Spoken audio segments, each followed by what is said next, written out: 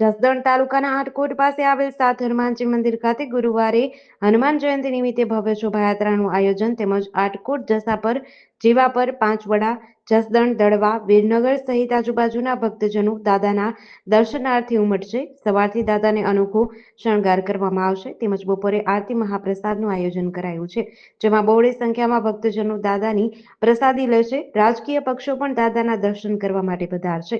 ભવ્ય શોભાયાત્રા કાઢવામાં આવશે ત્યારે દર્શન કરી ભક્તો ધન્યતા અનુભવશે।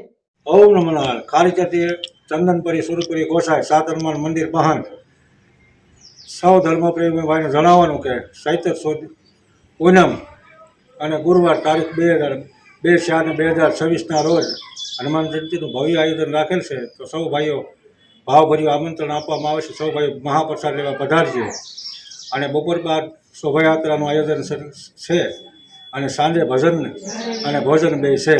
તો સૌ ભાઈઓને આમંત્રણ આપવામાં આવે છે કે સૌ મહાપ્રસાદ લેવા પધારજો।